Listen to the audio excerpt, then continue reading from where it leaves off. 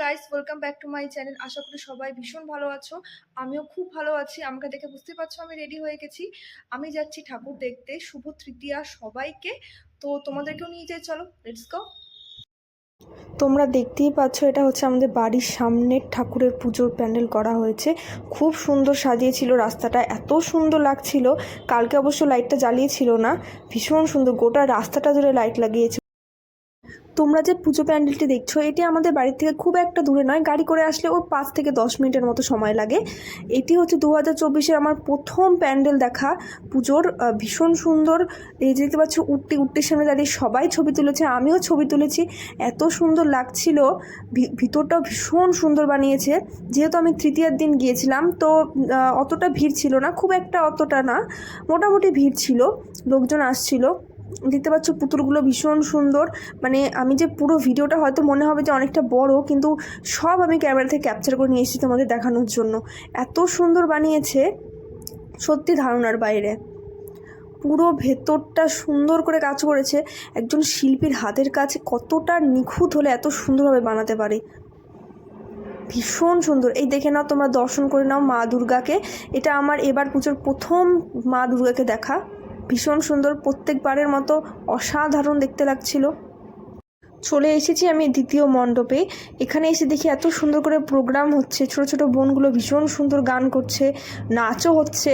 তো ভাবলাম আপনাদের জন্য কিছুটা ক্যামেরায় ক্যাপচার করে নিই। গানগুলো তো দিতে পারছি না, প্রচুর মানুষ এখানে ভিড় ছিল। আগের মণ্ডপের থেকে এখানে বেশি ভিড় ছিল, সবাই বসে বসে এদের প্রোগ্রাম দেখছিল।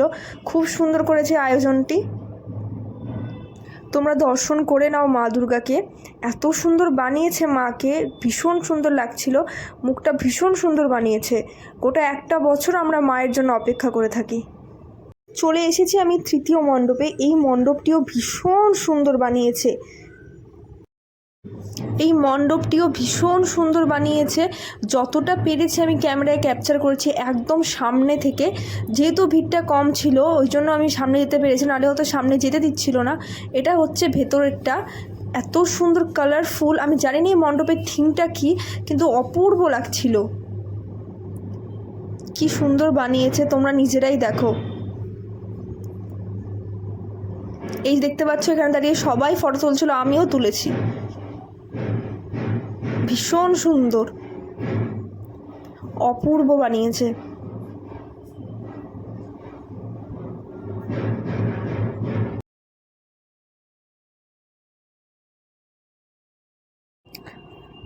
তোমরা আবার দর্শন করে নাও মায়ের। এই ঠাকুরটি আগের দুটো ঠাকুরের থেকে একটু আলাদা, কিন্তু এটি খুবই সুন্দর, ভীষণ সুন্দরও। আর দেখতে পাচ্ছ ছোট্ট এই ছত্রাকটি কি সুন্দর লাগছে, খুব কিউট। চলে এসেছি আমি চতুর্থ মণ্ডপে। এই মণ্ডপটিও ভীষণ সুন্দর বানিয়েছে। এই যে তোমরা সামনে যেটি দেখছো মায়ের আঁচল, এটি রিপ্রেজেন্ট করছে যে মা সবার, মার কাছে সবাই সমান। ভেতরে ঢোকার মুখে কিছু মন্ত্রের ইসে দেওয়া রয়েছে, তোমরা চাইলে ভিডিওটি পজ করে দেখে নিতে পারো। এটিও টোটালি বাকিগুলোর থেকে আলাদা তৈরি করেছে। এটিও ভীষণ সুন্দর। খুব সুন্দর একটা গানও বাজছিল, আমি গানটি দিতে পারছি না। তোমরা দেখতে পাচ্ছ যে বাসগুলোকে ফুটো করে ভেতরে লাইটিং করে দিয়ে খুব সুন্দরভাবে বানিয়েছে। এটিও ভীষণ সুন্দর করেছে। বলেছিলাম যে বাকি মণ্ডপগুলোর থেকে এই মণ্ডপটি হয়তো আমার একটু বেশি ভালো লেগেছে, কারণ এটার থিমটি আমি জানি এবং ধারণাটা খুবই ভালো। এটি দেখতে পাচ্ছ মায়ের আঁচল, এত ভালো বানিয়েছে এটা। এই যে তোমরা দর্শন করে নাও মাকে। অস্ত্র এখনও দেওয়া হয়নি পুরোপুরিভাবে, ঘটও বসেনি, যেহেতু আমি তৃতীয়ার দিন গিয়েছিলাম। এটিও ভীষণ সুন্দর বানিয়েছে। পুরো রাস্তাটি জুড়ে লাইটিং করেছে, পুরো রাস্তাটিকে একদম টোটালি অন্যরকম লাগছিল, ভীষণ ভালো লাগছিল। অনেক জায়গায় অবশ্য লাইটিং লাগাইনি, হয়তো এতদিনে হয়তো লাগিয়ে দিয়েছে যবে আমি ভিডিও আপলোড করছি। চলে এসেছি আমি পঞ্চম মণ্ডপে। তোমাদের মণ্ডপটি কেমন লাগছে অবশ্যই জানিও। এটি ভীষণ সুন্দর বানিয়েছে। এই দেখতে পাচ্ছ গৌতম বুদ্ধ, এখানে দাঁড়িয়ে সবাই ছবি তুলেছে, আমিও ছবি তুলেছি। এই যে তোমাদেরকে সামনে থেকে দেখিয়ে দিই, ভীষণ সুন্দর কাজ করেছে এটিতেও। এই যে দেখতে পাচ্ছ, এদিক দিয়ে ভেতরে যাবার রাস্তা। প্রত্যেকটি মণ্ডপ প্রত্যেকটির থেকে আলাদা এবং সুন্দর, ভীষণ সুন্দর বানিয়েছে এটিও।